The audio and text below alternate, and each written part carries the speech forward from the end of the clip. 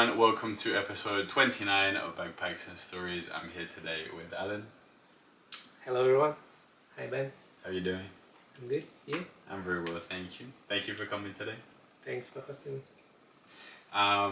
Well, where are we gonna get started? So, where are you from? I'm from Kazakhstan. Mm-hmm. It's a country in Central Asia. Mm-hmm. I came to Montreal last summer, almost 9 months ago, Mm-hmm. directly from Kazakhstan. Why did you choose Montreal? Well, it's actually it's a long story. I never thought I would be living in Quebec because it's French-speaking province. Yeah. I didn't speak French before, and I was like, okay, if I go to Canada, it would be any province except Quebec. But then, like about 5 years ago, my best friend he moved to Montreal, Mm-hmm. and he told me that actually here people not only speak French but English as well. Yeah. And moreover, there are people who only speak English Mm-hmm. and no French at all, and they're okay with it. And I was like, oh, okay, I may consider this province. And then through the phone calls, video calls with a friend of mine, I was more and more kind of admired with the city. Mm-hmm. Like he talked a lot about Montreal, and he posted stories, reels on Instagram, and he visited Kazakhstan. He visited his parents, and we met, of course, and he told a lot about Montreal, about Quebec Mm-hmm. in general, and by his stories I start feeling like, oh, I think I'm going to Montreal, you know? Yeah. Yeah. So it's actually been quite a long process for you to come to Canada in the first place. Yes, I'd say it took me 5 years 5 years. to come here. Did you start the process 5 years ago? Or? Yes. Yeah. Like, you know, the express entry, the Yeah. program. 5 years ago, I sent my diploma for best evaluation, Mm-hmm. and I'd say that was like step one. Mm-hmm. My final step was when I obtained my confirmation of permanent residence. So between these two steps, there were 5 years. Wow. Wow. But It was a long journey. you did get your PR directly, so you came here as a permanent resident. Yes, I received my residency in the airport when Mm-hmm. when I arrived to Canada. What was it that made you choose Canada? Come again? What was it that made you choose Canada? Was it because of your friend? Because of my friend, I chose Quebec, Mm-hmm. but I think I chose Canada a long time ago. I would say, you know, I think the first time I thought about Canada, it was when I was at school, Mm-hmm. like 8th or 9th grade. There was a English language book, Yeah. and every year it had different cover, like a picture on the cover. Like I remember the first year I started studying English, it was Great Britain. Mm-hmm. Then next year it was Australia, and the next year it was New Zealand, and at some point it was Canada. And when I first saw it, I was like, I think I like it, you know. And I saw on the map it had it situated on the same parallel as Kazakhstan. Mm-hmm. So I thought, okay, we'll have more or less the same geography, the same nature, I mean. And I was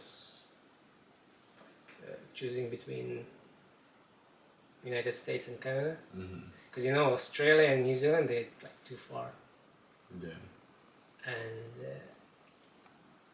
I was attracted by United States as well. But I don't know, it's something. I felt like Canada is closer to me as mentally, I can say so. And in the media, they always say like Canadians, they are so nice, you know. They always say sorry, thank you, all these things. And I felt I started having this idea in my. But at the same time, I was thinking about Europe, like I don't know, France, United Kingdom, Italy, Spain.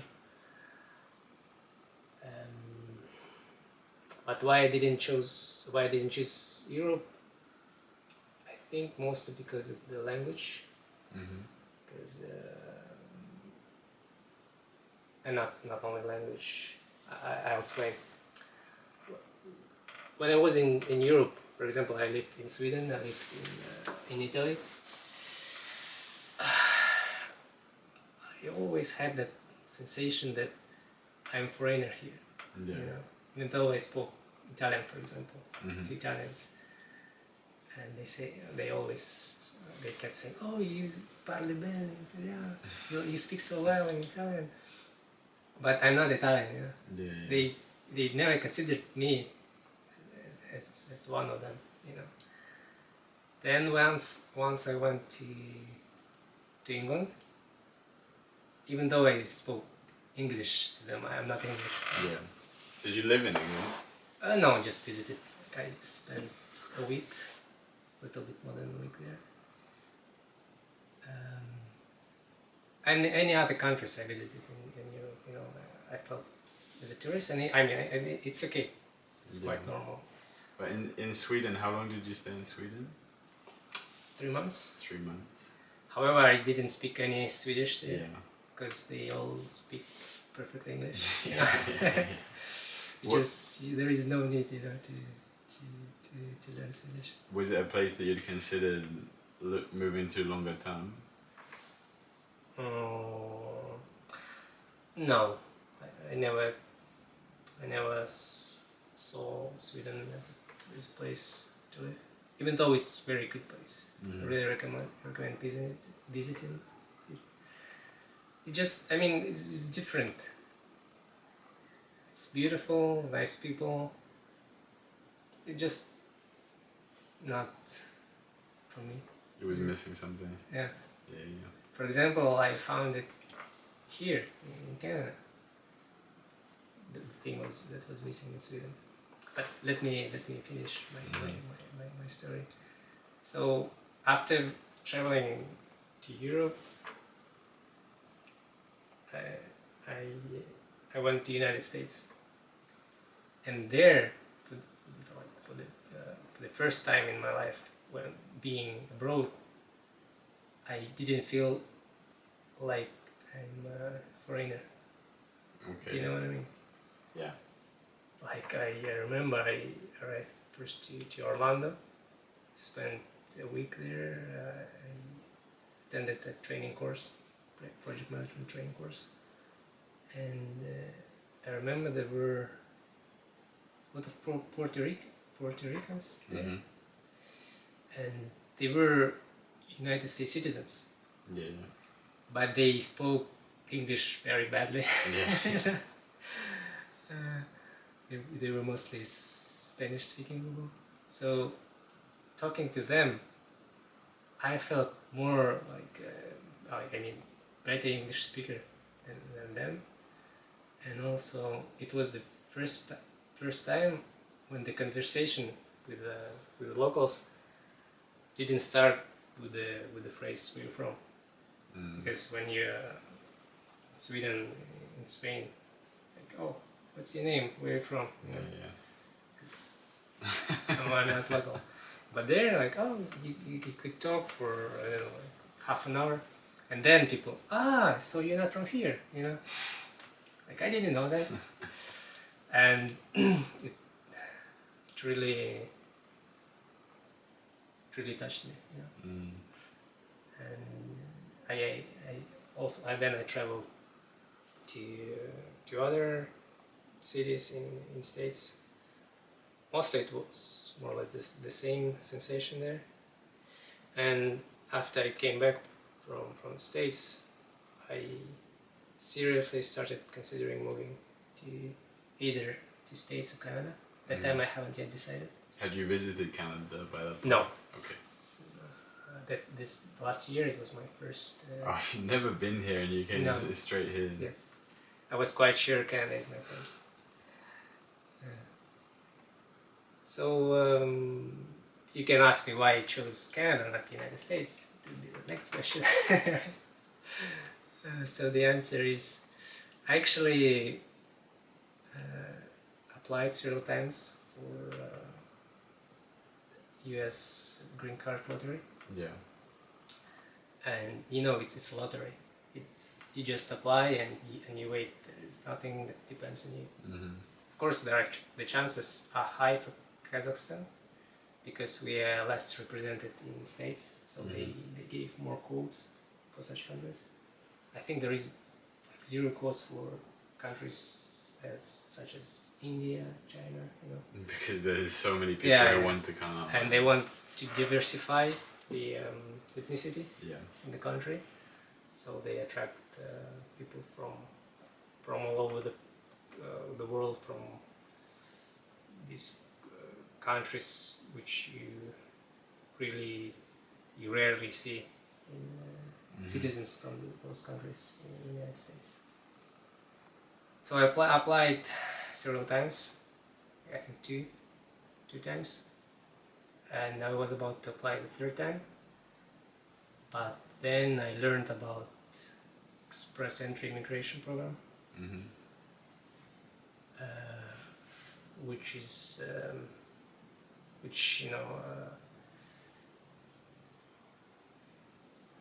evaluate every applicant by his skills, his abilities, and more skillful you are, higher chances you get. And I thought, okay, let's try this one. You know? And I was about to apply the third time for green card lottery, but I remember that day was like I think I even started the application, but then I was like, okay, if I want to go to Canada, there is a way, so why should I apply to the United States? Because imagine I apply, the answer you get just only in a year, but by that time I would be like halfway.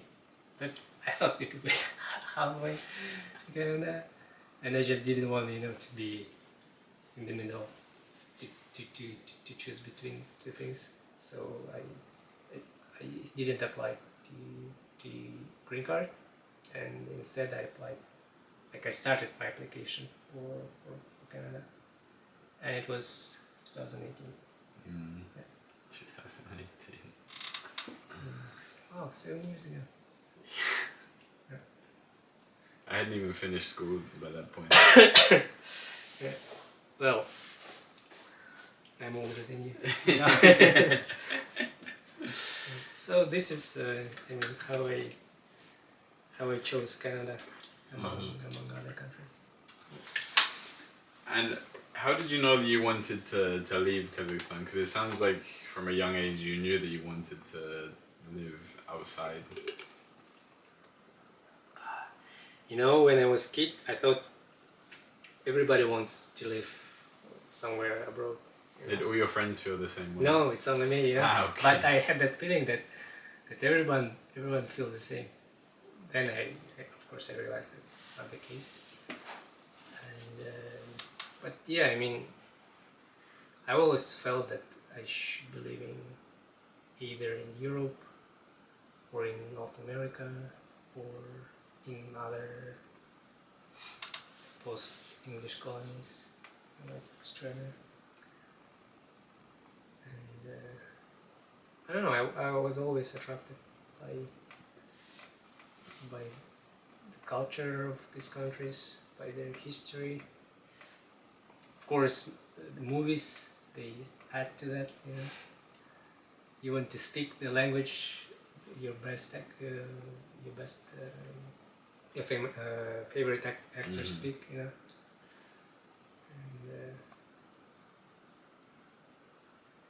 started learning English. Not because of I watched the movies, but it helped. So I was just, for me it was the thing that you see two people speaking foreign language, you don't understand it. But if you learn the language, then it's like a magic. You start understanding them, And yeah, I wanted to have that magic in my life. And my mom, she used to be an English teacher, so it also inspired me. Like I remember in my childhood there were lots of books in English, like copy books, like exercise books, and different things. I would open them, didn't understand the word, and I was like, okay, but still, it's attracted me a lot. Would you say that English is your second or your third language? It's my second. Your second language. My first language is Russian. Yeah. I come from Russian-speaking family. We speak Kazakh as well, but not as much as other Kazakh people in Kazakhstan. Like in your home, you still speak Kazakh as well, or? I used to speak Kazakh to my grandparents. Okay. But to my parents we speak Russian. And English? With my mom sometimes, but just for fun. For fun, or if we would like to avoid that my nephew understands. If we talk about him, for example. Or if there is a specific term that if you translate it directly it doesn't make sense, but if you say it in English it has perfect meaning. But in school and everything and with friends, were you speaking Kazakh? I have both Russian and Kazakh speaking friends. Yeah. But mostly it's Russian. And in school it was Russian? Yes, in my school it was Russian, because you can choose going to Russian speaking school or Kazakh speaking school. Or English speaking school as well? No, there are no. Well, even now? Private schools, yes, but if you go to normal state school, it's Russian or Kazakh. And then Italian is your fourth language? Italian is my third language. Italian is your third language. Italian better than Kazakh. Yeah. Especially now after practicing a lot with Luca. Luca is our common friend. I think he's listening to us. I hope. Hopefully. Hopefully the sound quality is better this time. Yes. And yeah, I'm more comfortable with Italian now. Yeah, interesting. And it's like if it depends how much you practice the language. At some point I remember I was working in the oil field. I was doing shifts, and the guys in my shift, they were all Kazakh and speaking Kazakh. And I would speak Kazakh to them. At that time I think I practiced it a lot and mastered it to the level that, of course not like in English, but maybe I spoke Kazakh at the level that I spoke it better than Italian. But again, it's hard to compare because it's different languages, different circumstances you use it. But you've always been a better English speaker than a Kazakh speaker, you would say? Well, not like always. At some point, it became better, but I think when I started working, because I work for international companies always, we used English as it's the language of communication at work. I practiced it a lot. I think that time I started speaking better than Kazakh. But if you spent a while and you were just speaking Kazakh, then it might overtake. Yeah, but should should be a lot of time spending. But again, because in Kazakhstan, if you have Russian-speaking friends, if your work is in Russian, you don't have an opportunity to improve your Kazakh. Yeah, You know what I mean? Yeah. For example, it's an example with Sweden. If they spoke only Swedish, I think I would improve my Swedish. I would learn. But since everybody speaks English, you just don't need to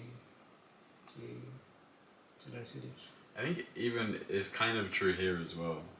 Yeah, that's the perfect example. If you don't want to speak French, you don't have to speak French. Like the majority of people speak both. Yeah.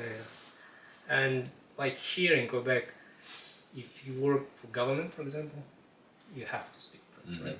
So the same in Kazakhstan. If you work in the field, in the area. You're talking about the government. Yes, like if you work for government, you have to speak Kazakh. And it also helps, if you speak only Russian or if you speak only Kazakh, it's okay. But if you speak both, you just have so many advantages.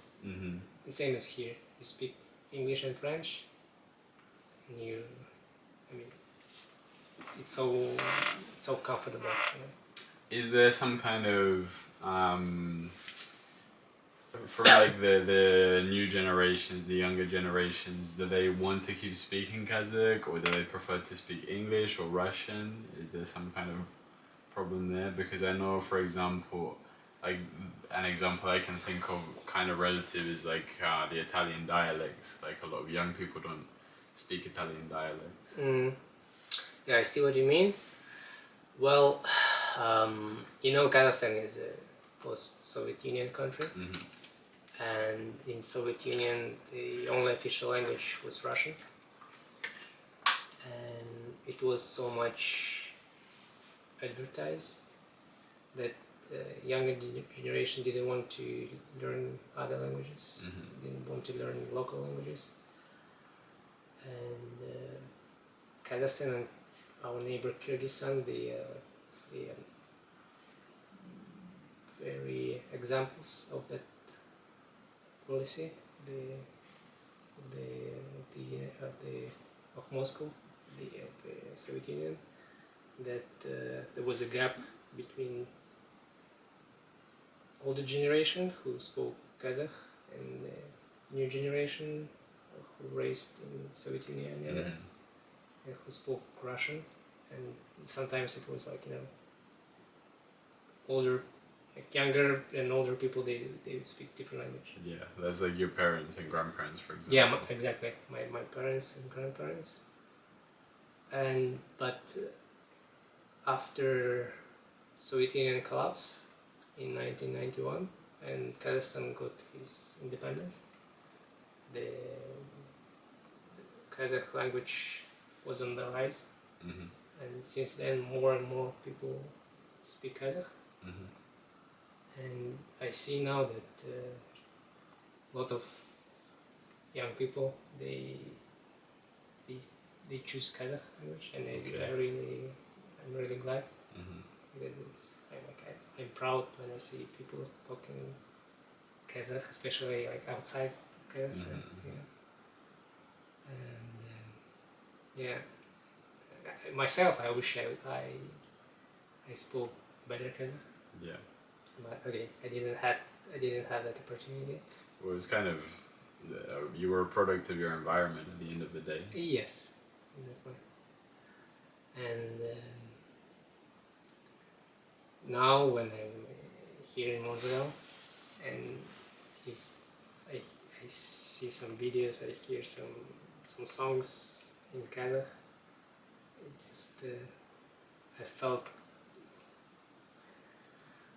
home, if I can say so, because when I hear Russian, okay, it's Russian, the language of communication. I speak Russian to my friends, also here, Russian speaking friends. But when I hear Kazakh, it's something like associated with home, you know? Something which is very, very deep in me. And by the same token, I think it's the same here in Quebec. There are Quebecois who speak French, and they would like that their kids speak French, not English. You know? And I mean, I can understand the dynamics. I can understand it. I have mixed opinions. Do you speak French? I speak a little, but I kind of gave up. Okay. Yeah, because okay. I mean, here with the French, the thing is, the way that I see it, I think is badly managed in Canada in general. I think instead of there being a bigger focus on French here in Quebec, I think there should be a bigger focus on French in the rest of Canada. Like Canada should make more of an effort to be a bilingual country, because I think it is an advantage. But I don't think that people should be discriminated against here for speaking English, you know? Because at the end of the day, Canada is a bilingual country. So that's something that I understand, like you say, why people are proud about their heritage and everything and their culture. But I think you're going maybe down the wrong path by telling people that in this bilingual country that they shouldn't be speaking English. Does anyone tell that others should not speak English? In my personal experience, a few people have told me like, oh, you should be speaking French, or they don't want to speak English with me. It hasn't happened very much. I don't think most people are like that. I also do, again, think it's a great opportunity for anyone to learn a language, especially if this is a place that you're planning on living in for the rest of your life or medium term. I think people should make the effort to learn French. But I understand that it does happen to people, and people do get discriminated for speaking English here. I see. Well, it's human nature. Nobody's perfect. No. I'm not trying to defend them. I just understand them. No, 100%, and I understand that there is a lot of history to do with it as well. That they were oppressed as well. So I understand that it is a big part of their culture. It is important to them. But I just think it's the wrong attitude for, to be like language policing. Yeah. And I think that the rest of Canada should make more of an effort to... I think it really is an advantage for anyone to speak two languages. Yeah. So if the rest of Canada can do a bit more to accommodate that, I think is better for everyone, you know? Oh, I fully agree with you. And they could employ practices from other countries, because Canada is not the only country in the world where there are two languages. You could have Belgium, Spain, where if you take Catalonia, they speak Catalan. They have Basque country as well. Yeah. Switzerland. Well, Switzerland, they speak four languages. Yeah, and Luxembourg as well. Yeah. Andorra. What? Andorra. What do they speak there? I think they speak Catalan and Spanish. I think Catalan and Spanish and maybe French are all official languages. Yeah. I think most people speak English as well, I imagine. Right. So, yeah, there's ways of dealing with it. But did you see that the US recently they never had an official language before, as you mentioned, and since Donald Trump has been in power, he has made English the official language. Oh, really? Yeah. I didn't know that. Yeah. Okay. I didn't know that English wasn't an official language there, and I didn't know that Trump made it. You know, made it so. Again, wrong direction, I think. Well, with Trump, yeah. Everything's the wrong direction. Going back a bit then, how old were you when the Soviet Union collapsed? So it collapsed in 1991. I was 9. 9 years old. Yeah. Yeah. 9 years old. It's my math. It's okay. Yeah, I was 9 years old. And do you remember life much in those 9 years? Yeah, I do remember. It was a bit of a mess because you know, the economy collapsed. People didn't know what to do, and even I don't think even our government understood what they have to do at that time. And yeah, it was like, I'd say, hard times for the region. There is even the saying like crazy 90s, you know, because people who do more crazy things. And yeah, like somebody say like, oh, we survived the 90s, yeah. And then it was 2000, and we could see the improvement, a lot of improvement. The economy grow, economic growth, maybe culturally we improved, and like all the aspects of life.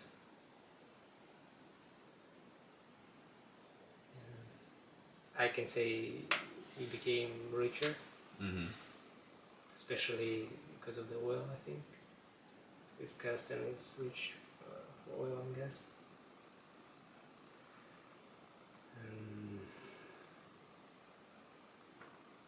Like we got more opportunities.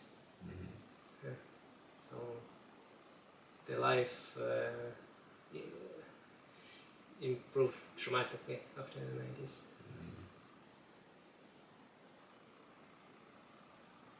I was at school in the 90s, and like for me it was like normal school, nothing particular. But I see what my nephews have at their school, and I could see the difference. They have like computer board, interactive. Yeah. And they go on some like they can go to competitions to another towns or in other countries. Back in the days, for me, like to go to a town just 3 hours away, it was an event, you know. Yeah. It was something. But now I see. How old were you when you left the country for the first time? I was 21. I went to Sweden for internship. It was my 4th year in the university. And yeah, it was something. Yeah, I think it was a game changer for my life. Because in my town, back in the days, not many people could afford traveling to Europe. Yeah. And especially to Scandinavian countries, because life there is quite expensive. Yeah. Like even Europeans, right?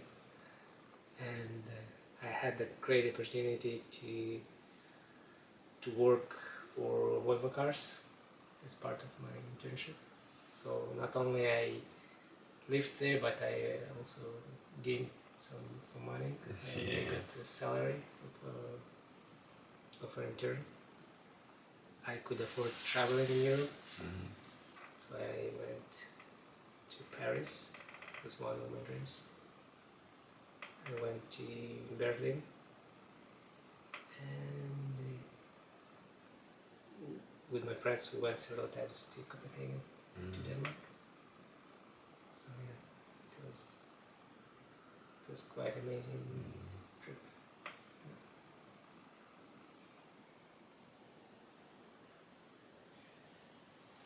What was your first trip abroad? Technically, when I was like 5 months old, my parents took me on their honeymoon to Hawaii. Oh, okay. So, but then Oh, after that that, doesn't count either. no. The first like conscious experience, we went to Spain. We went to somewhere in Catalonia as a family when I was 13, Oh.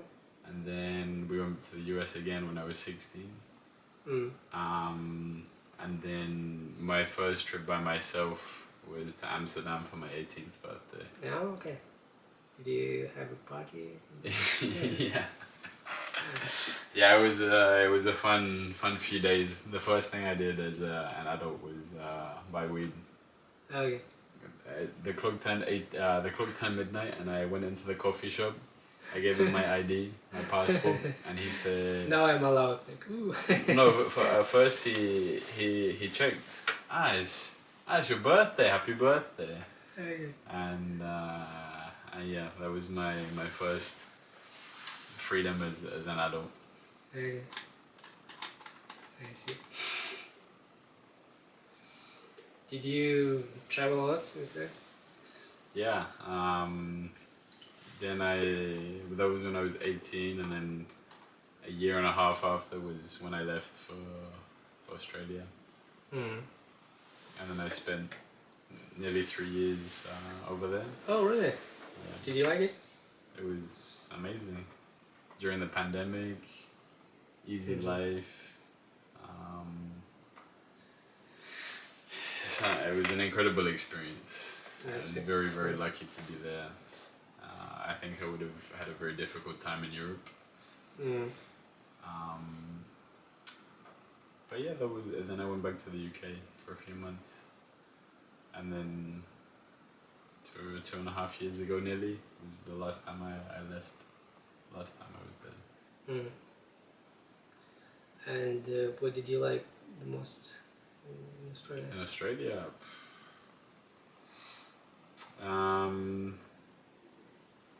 I really liked the community that I lived in. You know, living in the backpacker community, living in hostels, just having freedom, having cars and driving up and down the country, living in the car, working random jobs, meeting people from all over the world every day.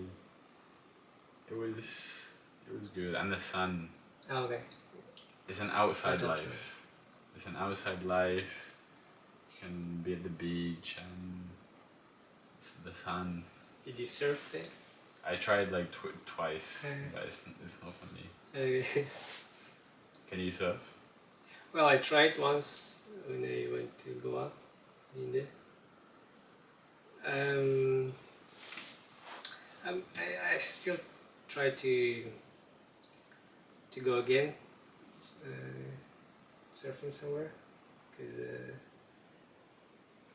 that time I didn't really succeed in surfing, but I think you just need to practice more. You need to practice a lot. Yeah. Like, for example, you do snowboard, and you had to practice for that, right? So I think the same goes with surfing. But I think with surfing there's a level of unpredictability, you know, and I think it's a lot harder. I think it's really physically demanding, and you don't know what the water's gonna do at the end of the day. Whereas I think in skating and snowboarding there's a level of, you know, like you kind of know what's going on. Unless there's a big avalanche coming, normally you can kind of see what's happening. Well, when you're surfing the avalanches with every wave. Exactly. I see.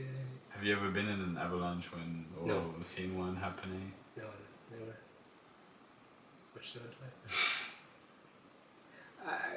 Although I free road in the places where it was high risk of avalanches. Hope my parents don't watch this. And when we went down, there was like a rescue ranger or someone from working in that resort, and he explained us the severity of that, and that he told us, and then I read it was true. He told us that just a couple of weeks ago, before we went there was an avalanche, and the person died there, and he like showed us, oh, it happened just here. And he pointed. At the time I was skeptic, but then I googled, and really it was in the news, and I was like, oh. Is this when you're going off trail on the courses? Yeah. You know, like you take free ride, go off trails, and it's dangerous. Evidently, yeah. Especially if you don't wear that equipment that the professional free riders have. Were you wearing that equipment? No, nothing. Just normal ride. But if you do so, at least you have to be prepared and have all these things. You know, they have like a balloon, you know, and in case you get caught by avalanche, you press a button and this balloon like explodes, so it makes you float, so you don't drown in the snow. I mean, because after I talked to that guy, I read the news and I watched the videos of the avalanches with the people in them, and it showed how these balloons work. Yeah. And yeah, I mean, it's not a joke, you know. You have to take it seriously. But again, if you are young, like 20 years old, you don't think about it. No. The rules go out the window. Yes. So tell me a bit more about your travels. Tell me where. This is a hard question to put you on the spot. Where is the favorite place that you visited? Can you come up with one? Yeah, that's a hard one. If I ask you maybe 3 or 5 is a bit easier. Maybe not. I really love Barcelona. I would visit it again. I think it's one of my favorite places. Canada, of course. I really love the country. Montreal specifically? Yeah. Especially Montreal, yes. And I'm just thinking about some exotic places like India, Thailand, Turkey. I love Turkey. You know, in Kazakhstan we often visit Turkey during summer. Yeah. Like, people go for vacation there. There are a lot of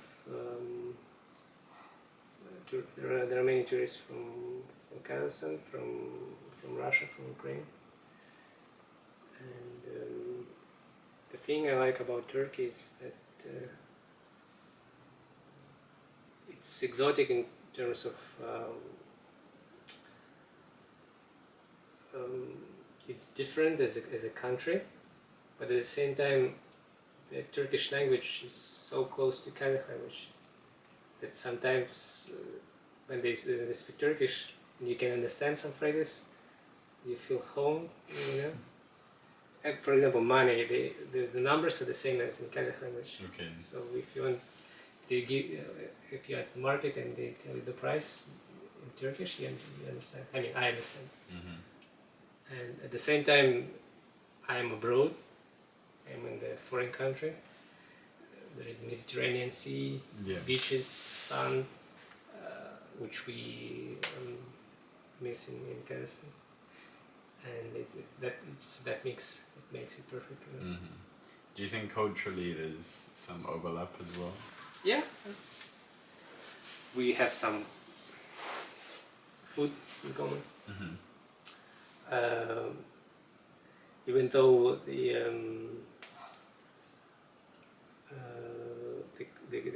the country is not religious, neither is Kazakhstan, but traditionally the religion is Islam.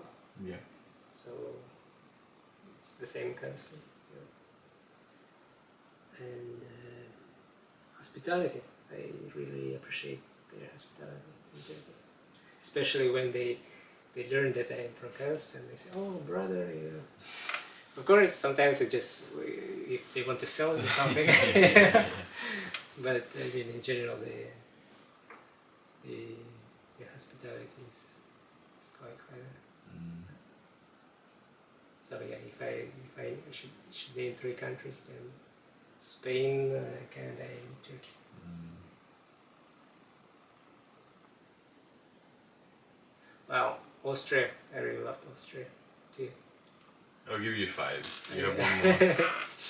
Okay, Austria and the United States. And the US? Yeah, I really love the United States. You know, I told you, this is how I fell in love with North America. Yeah. Visiting the United States for the first time. Do you have any trips planned soon? Well, I already went to New York last year, because it's close, you know. And in near future, no. I don't plan any trips to the United States. I would rather plan a trip home, because I miss my family. Mm-hmm.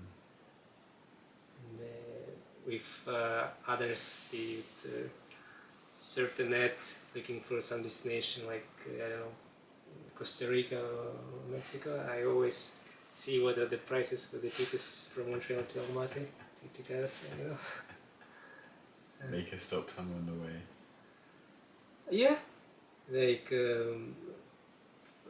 the last time I checked, I chose Montreal, Istanbul, Almaty to see if I could stop over in Turkey. Yeah, just to see, you know. Even though I'm not planning to go there soon, just the idea of knowing the path, you know, just make me. How much are the flights from here to there? You mean the cost? It's about $1,500–$2,000 Canadian dollars. Return? Yeah, go and return. Yeah, it could be worse. Could be better. I guess it's less expensive to go to England. Yeah, I think the flights are something around $600–700 one way. So not too different, to be honest. And you have direct flights from Montreal to London, I guess. Yeah, but I think they're a lot more expensive. The thing is, most flights, the cheapest way to go is just to go back, to go through Paris, and then from there take another flight. But even then, it's still, you can time it right and you can get a good price. But it's not, I guess it's not too bad. But I really don't like to spend a lot of money on flying, you know. I always have in my head like, oh, it's painful to pay for a long flight, you know. When I went back from Australia to the UK, I went from Australia to Singapore, Singapore to Athens, Athens to London, and in total I paid like 800 Australian dollars. Yeah. How come? Because they were really cheap flights. Okay. And then my last day of travel, when I was in Athens, they delayed my flight for more than 5 hours. And you know the EU regulation, it's delayed like a certain amount of time and a certain amount of distance, they compensate you. Okay. So I got no. In fact, I think it was $600 that I paid for all of those flights, and then I got paid €400 compensation. Okay, so it It just covered the flight. so it cost you 200. No, it cost me 600 Australian dollars. Ah, it's Australian. Oh, okay. So then the euro was like 1.5. Okay. So I basically flew So back you from flew Australia for free. to the UK for free, yeah. But it Nice. wasn't easy to get the money. They don't make it easy for you, but Yeah, of eventually course. you can get it. They make it easy to pay, to spend the money, but not to 100%. make it. But even in Canada, the flights aren't cheap. Even flying from here to the other places, they're they're not cheap.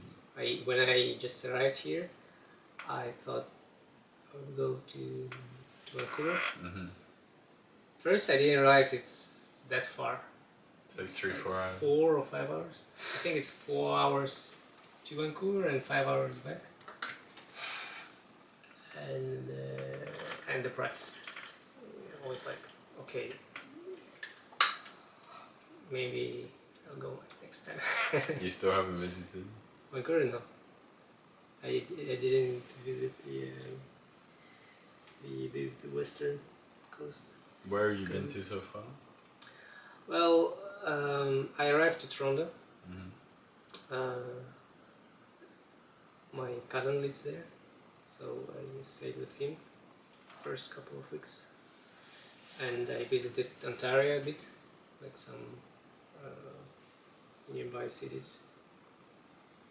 Then I came here and I visited Quebec City and Ottawa. Mm-hmm. I really loved Ottawa. Yeah. You're the second person I've heard say that. Okay. You prefer it to Quebec? I think it's just, the expectations and reality. Like everybody kept talking about Quebec City.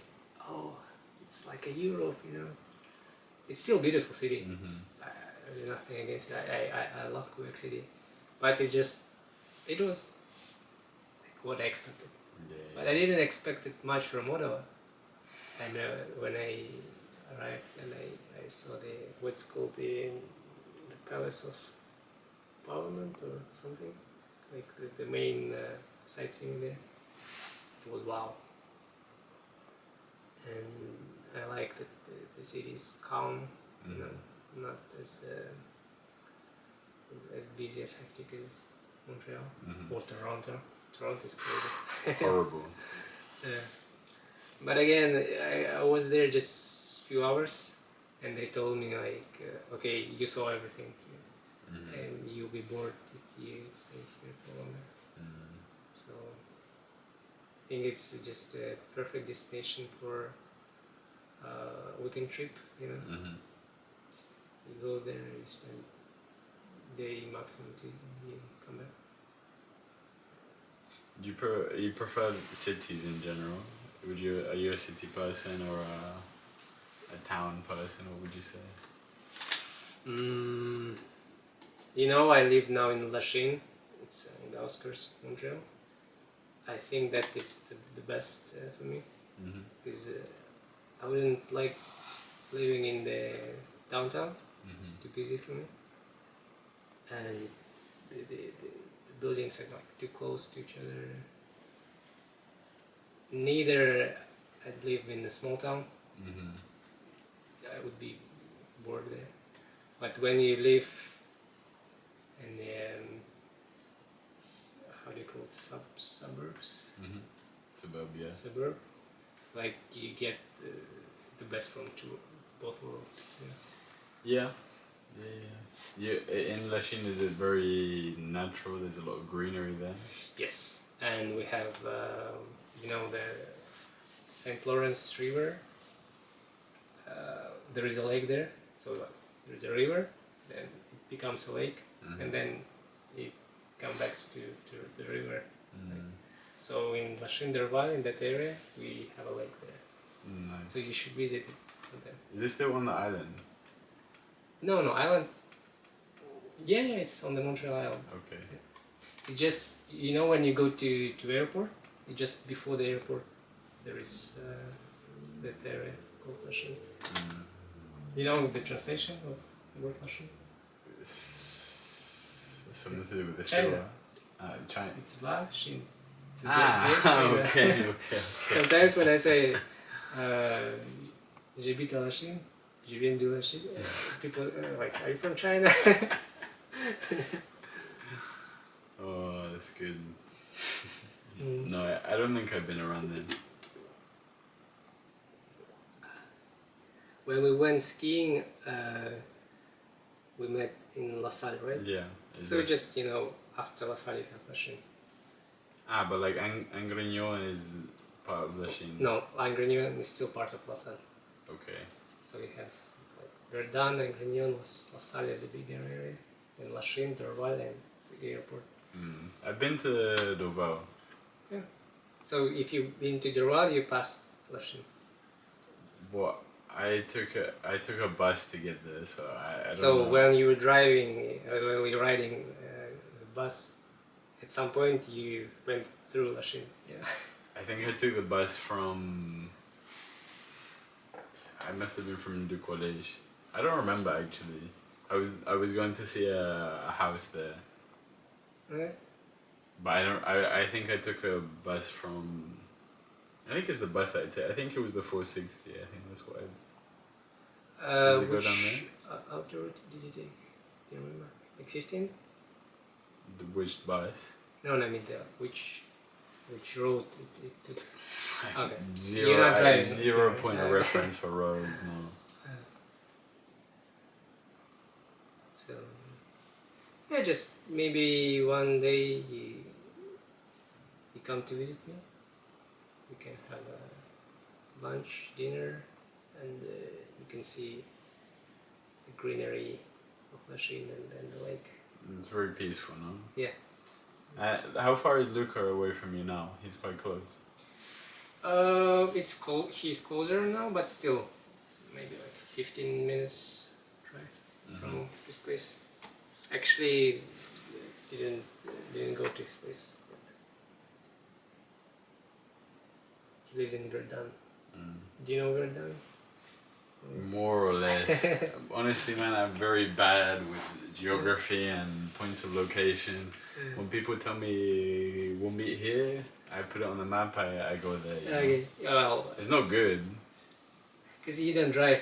I learned all the things about Montreal because I'm driving, so like I know the places. But I imagine if I didn't drive, I wouldn't know anything. My points of reference in Montreal are, well, Le Plateau around Montreal, Mont-Royal Station Yeah. because of Mondolingo, Yes. and like a couple of bars around there. A little bit of Jean Talon, I don't know. For example, I don't know where is it. just a bit further up from Mont-Royal, Okay. and then downtown near near Latin Groove. Okay. Where Latin Groove is the place where we dance salsa and bachata. we saw, it was a coincidence that we saw each other there. Yeah. Because we met before at Mondolingo, and then I saw you in class there. Small world. Small world, yeah. Everyone's dancing. And then where I work, near the airport, and here in Plamondon. You work near airport Trudeau? Like the biggest, not Mirabai, there is another airport. No, yeah, just the normal one. Oh.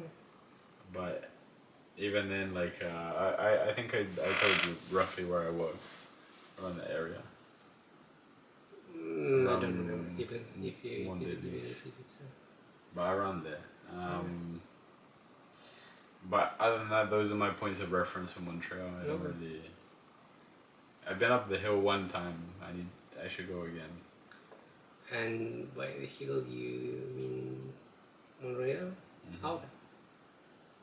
Yeah, I've been there several times. It's a nice view. Yeah. Yeah. It's a nice city. It's a nice city. Wow. Where else would you want to visit in Canada? They talk a lot about Banff. Mm-hmm. Have you been there?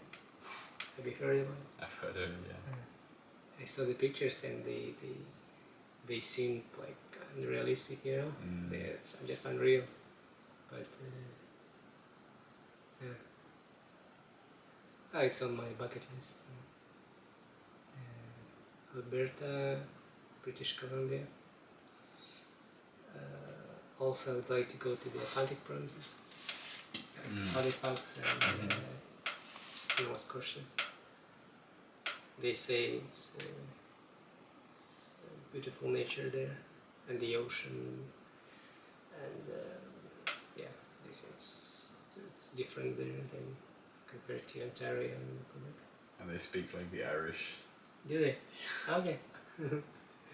Interesting. You're from England, right? I'm from England, yeah. Do you speak any... No, you don't speak any Gaelic or something? No. Because I met some Irish and they spoke... Fluently? No, not fluently. I was gonna say, I still think to this day I haven't met an Irishman who can speak fluently. Even then they said like they learn a little bit in school, but it's really not that common. Maybe outside of the cities, but it's really not that common. For example, the Welsh, most of the Welsh I think I've met can speak Welsh. Like it's still a very big part of their culture and heritage. But for the Irish and the Scottish, it's not there. I love Welsh flag. Yeah, with the dragon. With the dragon, wow. Especially after I watched the Game of Thrones, you know. Have you been? No. I only been in London and Newcastle. In that kingdom. What did you think of Newcastle? It's so different from other European cities, you know. It's, the river bank, and these bridges. Have you been there? I don't think so. They have a couple of bridges which are like I'm an engineer, and the bridges, they are not standard. You know, there is a bridge, it stays like this, and for a boat to pass, you expect that it would open like this, right, or something like this sometimes, but instead it opens like I have to show it with something else. Does it retract? It's a shape of like double arc, you know. It's like this, so it rotates, you know. So it goes inside. The boat goes inside and then it opens up around the other side, something like that. It's like one arc is like goes up, and another arc goes horizontally. So it rotates like this, and then so the boat can pass. And then it goes back down. Yeah, then it goes back. Okay. Yeah. Interesting. Yeah. It's very... You've never seen a bridge like that No, in the never. world. But were you aware of that existed? No, it's the first time I saw it. And you could observe it from far, and you see like what not weird, but very... It surprises you, you know? You see it and you come closer, then you wait for when it opens. So are you a structural engineer? I used to work as a structural engineer. My background is mechanical engineer. I think it's close, it's related. Are you very conscious about those things? Like you pick up on all of the... I used to. used to when I worked, and sometimes I would enter a building, and the first thing I do, I look at the structures, the nodes, how they connect, and like, oh, okay, interesting. Like here they made a reinforcement, and then I'm like, okay, I'm not at work. I should be doing this, but it's just they say it's a professional like deformation something. How did you manage to like turn that off? Well, I changed my job. I started working as a project engineer, and it's more like administrative work. But I don't think I ever turned it off. Even yesterday I was in the gym, I was going down the stairs, and I was checking how the wall was built, and sometimes it's fun, Yeah. You just use your imagination. You think, oh, okay, they probably use that software, and they use that approach to choose the bolts, Have you ever been in any buildings and felt at risk because of? No, No, never. the only building, it's like, sometimes they do not like snow castles, but you dig a hole in the snow just for fun, and you think, okay, if this thing collapses, it's about like 200-300 kg, and if the person inside, like, it might be dangerous. I don't know what you're referring to.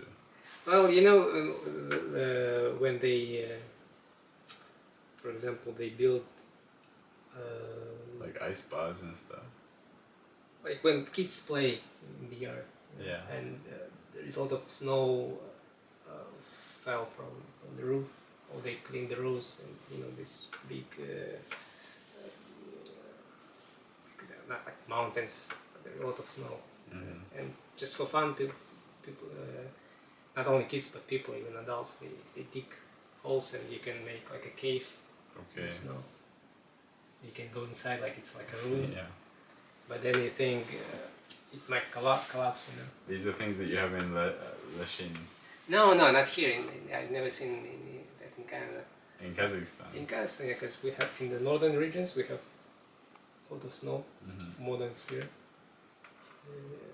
more than in Montreal, and yeah.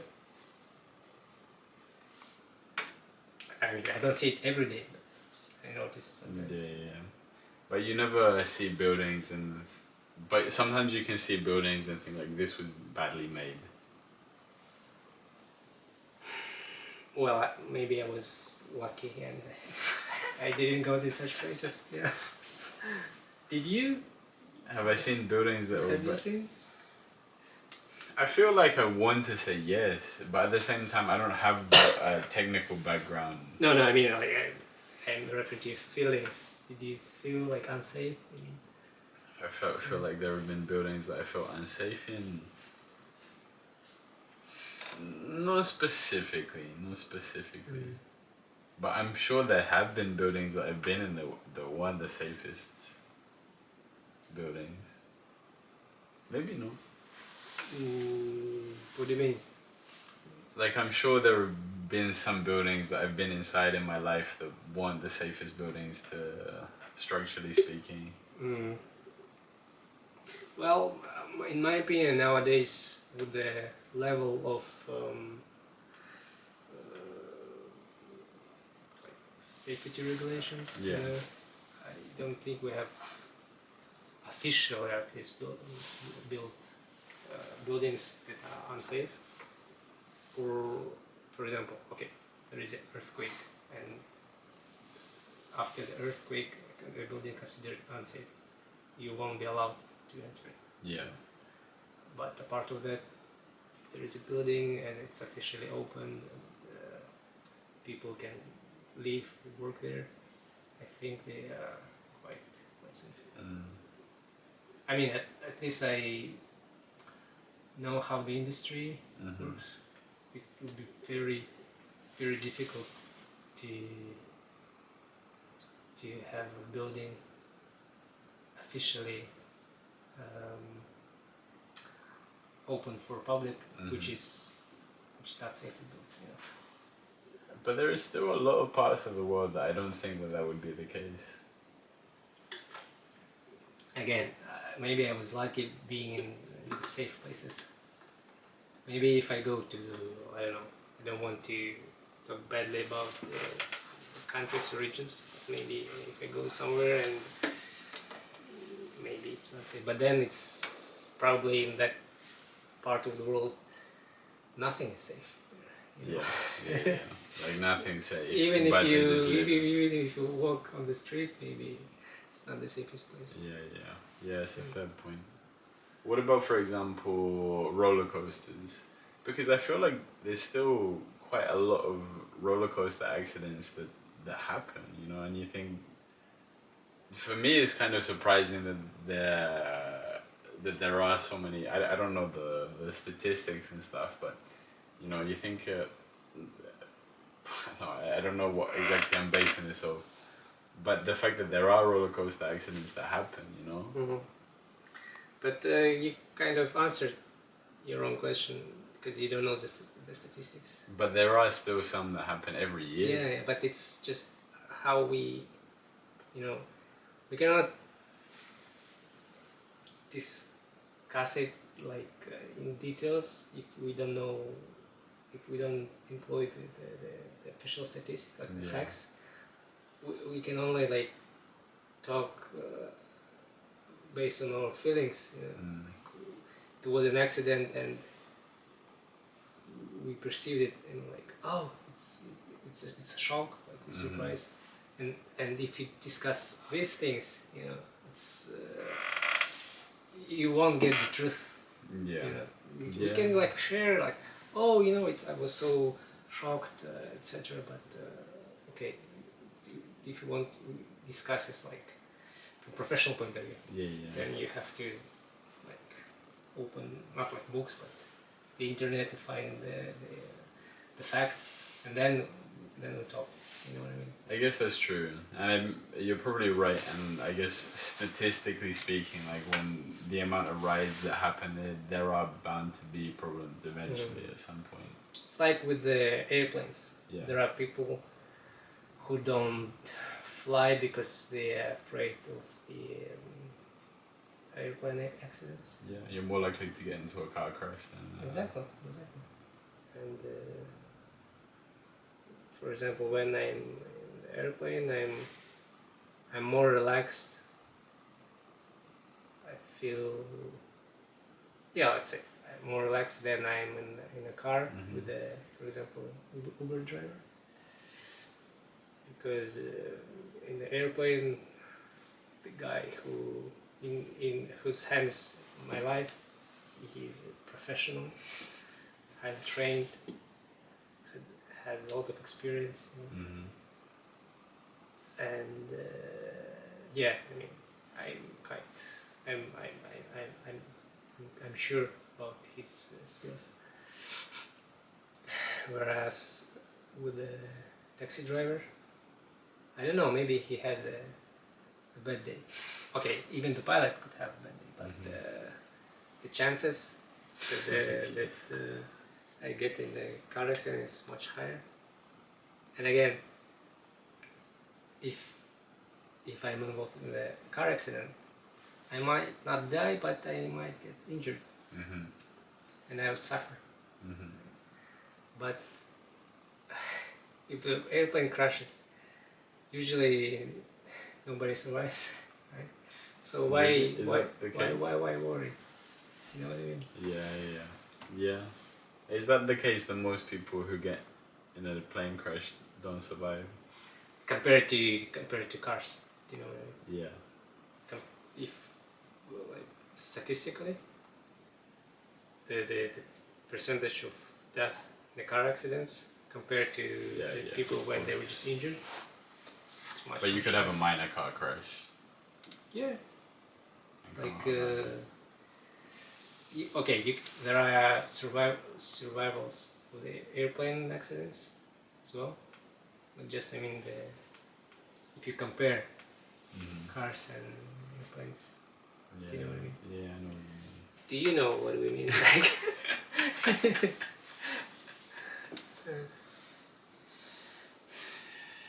Yeah, man. I know what you mean. I know what you mean.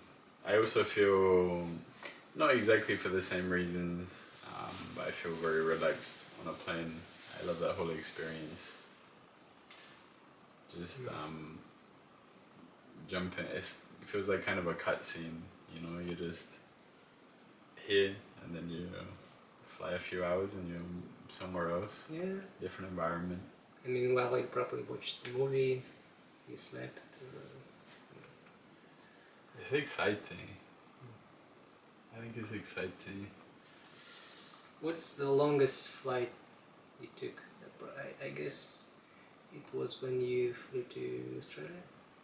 No, because when I flew to Australia, I did that in 3 flights, I think. Oh, okay. Or 4. It was a few flights.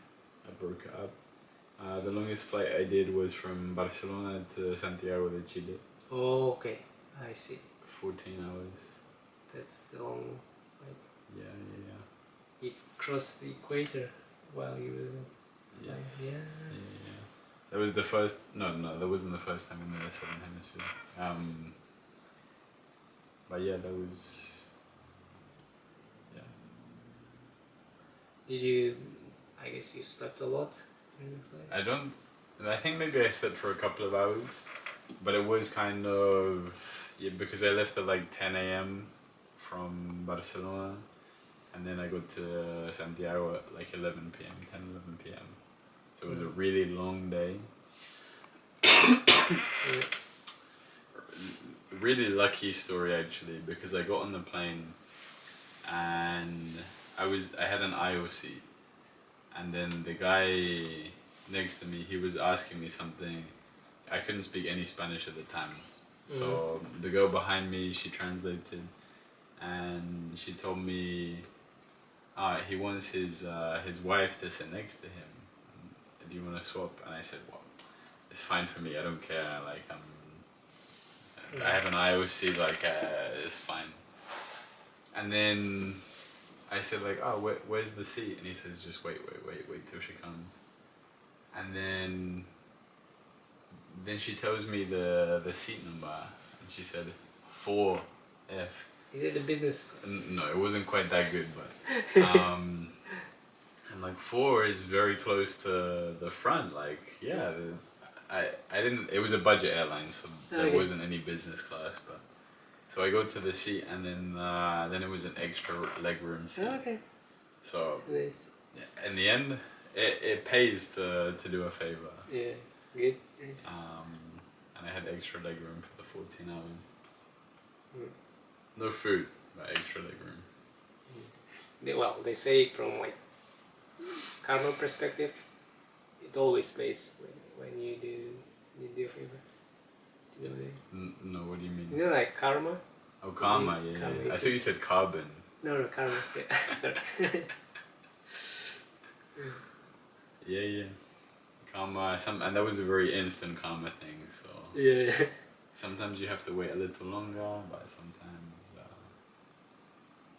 you believe in karma. No, not really. No. I mean, because I'm very, I see myself as a very scientific person. So since karma is not scientific, so it's like I don't believe in it. But there is something in it. I like talking about it. But nothing. It's not like like everything in my life is as per karma. Just an aspect of my life, small part. You try and do good things. Yeah, I feel it just not because of karma and it will help me. No, it just I feel better by doing things. Do you consider yourself a spiritual person? No. Not at all.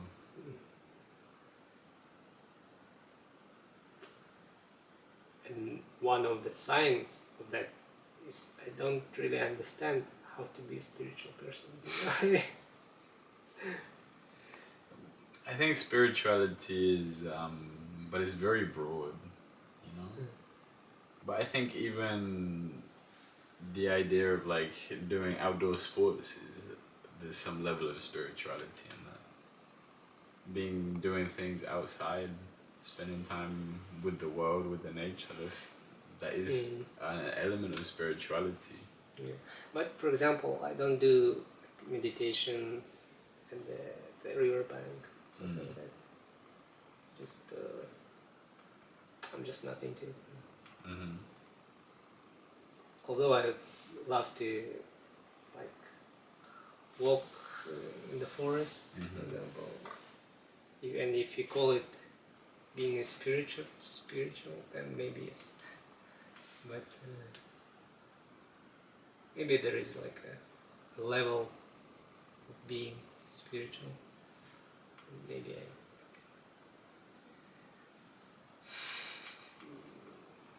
somewhere in the middle. I think it's a spectrum, you know. Yeah. I think sometimes that we can be more connected, more in tune than others.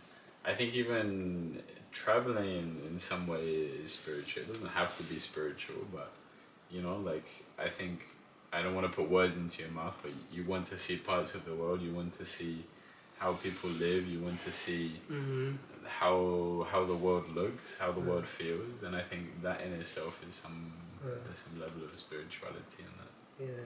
Like you want to learn different culture, their language, and yeah. The essence of human beings. Then I am one because I love traveling a lot. I think I visited 29 countries so far. I have a list actually, and there is like a competition with a friend of mine. He's from Kazakhstan, his name is Anwar, and he has his list. And this year he visited Korea and Japan, and he kind of in forward now. He overtook you. He overtook me by one country before I was leaving. It's like a friendly competition. Yeah. You know? Like next time I visit 2 countries more, I just send him a text with a number. For example, I text him and it will be 31, and that's it. You know, or maybe with the it will be with the flag of the countries I visited. Because last time I remember was Portugal. I went to Lisbon. So as soon as I arrived there, I went to a hostel. And before I unpacked, I texted him the flag of Portugal. Something like 27. So And where's the next country for you? Canada. Oh, I also sent it when I came to Toronto. I sent him also the things. Where's the next country for you? You mean the next one I'm gonna visit? Oh, I don't know. I would love to visit Japan, like my friend did. Korea as well. But it's just not now in my priority list. Wait. Since I'm in this part of the world, I mean compared to Kazakhstan, since I'm in Western Hemisphere, I could visit Mexico, Cuba, Dominican Republic, these countries, because they're close. And I think probably that region, the Caribbean Sea region, will be my next destination. That reminded me.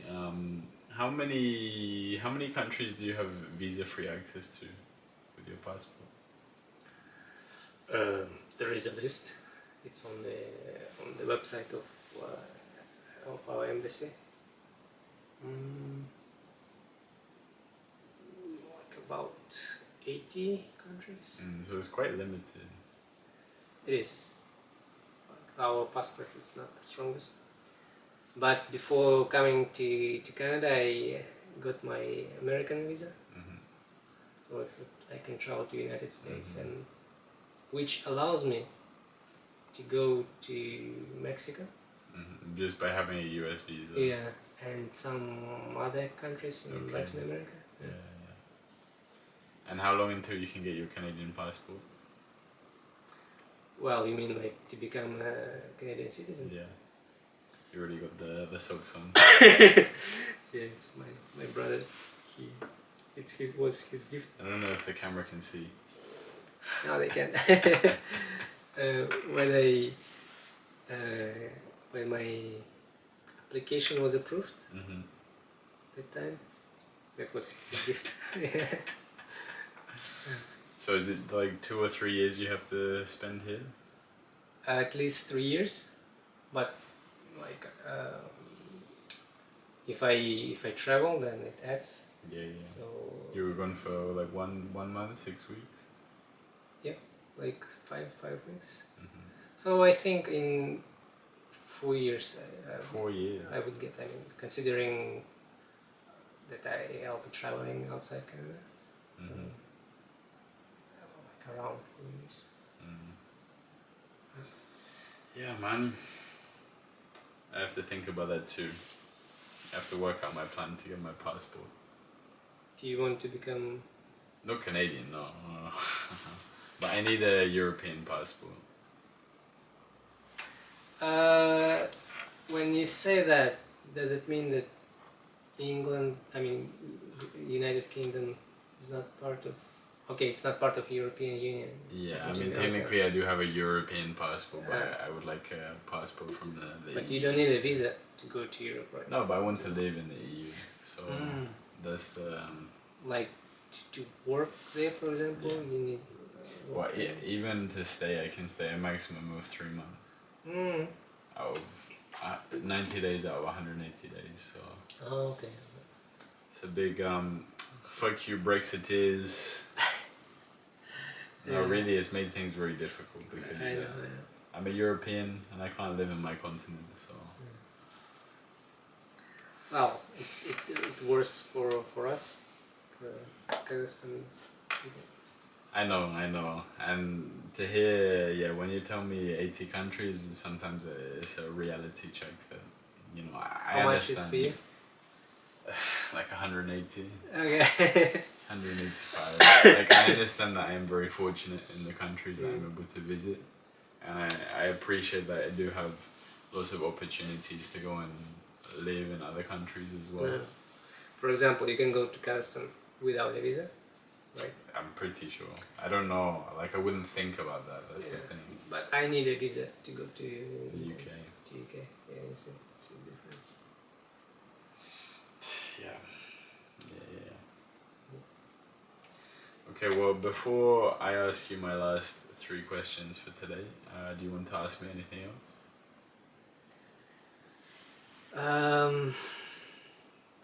Well, my question, Luca is thinking of going to Kazakhstan to visit it. So the question to you, are you planning or thinking visiting Kazakhstan? It's definitely on my to-do list, yeah. I mean, so that was the question, and I strongly recommend it. Okay. I even have a small present for you. It's a small chocolate bar from Kazakhstan. Thank you very much. Okay. Looking forward to trying the flag. Yes. I saw that on your water bottle you have the flag as well. Yeah, it's from Mundalinga, Okay. Because I come home with that sticker, and I just don't want to throw it, because it's our flag, and I put it like on my bottles, or on my laptop. I put one. Yeah. Did you know the story of the flag? How the design came to be? Well, basically they wanted to represent the heritage, the culture of the country, and what we have here is you see like the eagle, Mm-hmm. which represents freedom and the power. The sun, which represents peace, because it's sun with the blue sky, so it talks about peace. And there is small element, just if you can see, it's national,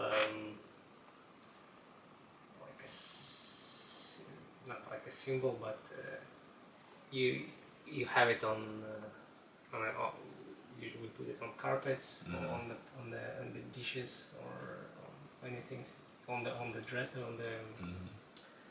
dresses.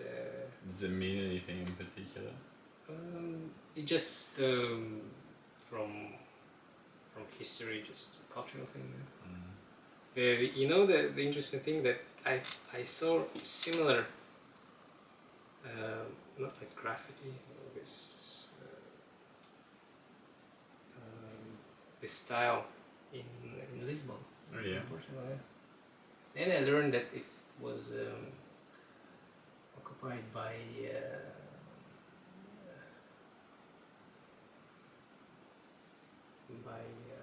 Osman Empire. Portugal. Yeah.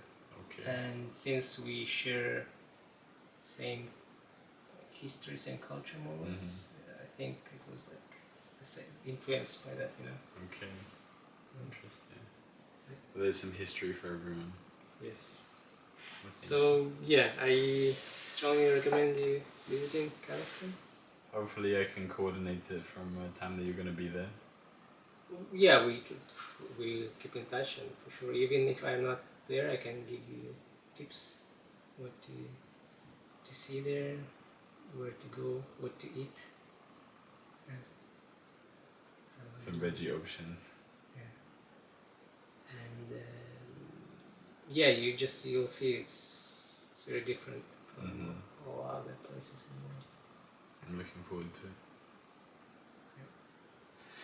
Okay, well, my last 3 questions for you today. So the question from the last guest, Penelope, she asked, if someone told you that you have 6 months to live, what situation would you need to be in for you to feel okay that you have 6 months left to live? Well, ideally, I imagine it's that I'm quite old at that time, maybe like my 90s. I have great grandchildren already by that age, meaning I have a family, like a big family.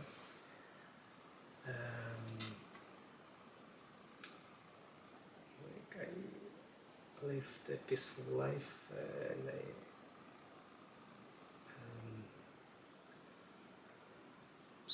like Canada, I'm thinking about being in Canada at that moment, and like I achieved my life goals.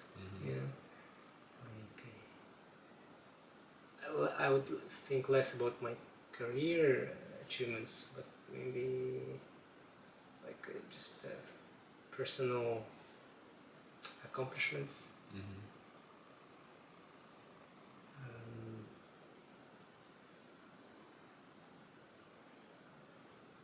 Mostly I think about kids and their future, something like I'd have like 18 great grandchildren and I don't know, maybe like 9 grandchildren, 3 kids, and I see that they succeeded in their life. I would be happy for that.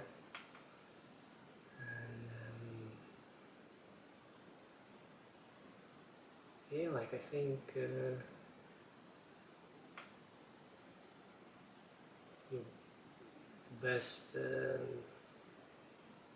the best feeling when it's not just you who reach the goals, but if you can observe your close ones, especially the kids, grandkids, when they reach their goals, this is like double happiness, you know. Yeah. So I'd love to see myself in that circumstances. Nice. Hope it all works out that way. Thank you. What question would you like to ask the next guest? The question would be, what is the biggest fear you had to overcome in your life? And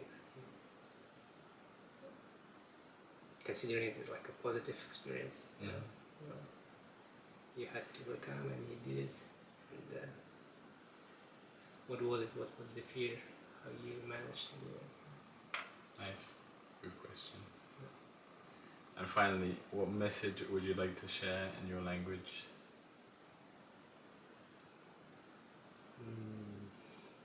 Good question. First I have to think about it in my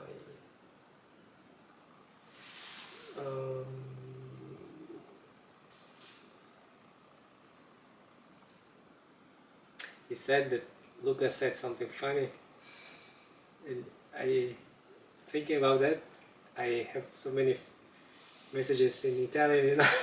Like, I could say this, I could say that.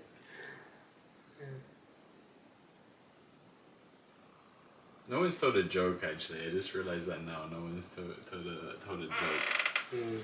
Well, I think it's because everybody considers this as like quite serious point in the podcast, you know.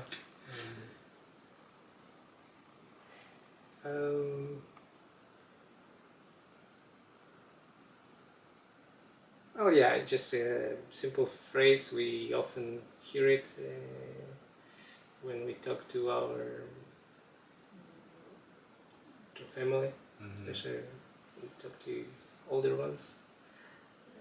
I remember my grandmom would say it many times, especially when I would leave for a long time. For example, if I went to Sweden, he'd say that, or just when I visit her during summer holidays, and she would say "bucket bolender," or "bucket ball," if it's spoken single, which means be happy. And yeah, this is the message I would say. Nice. Be happy. Yes. Well, thank you very much. It's been a lovely conversation. Thanks, you. Thank you for being a part of this project. Thanks for letting me to be part of the project. And thank you everyone for listening. This has been episode 29 of Backpacks and Stories.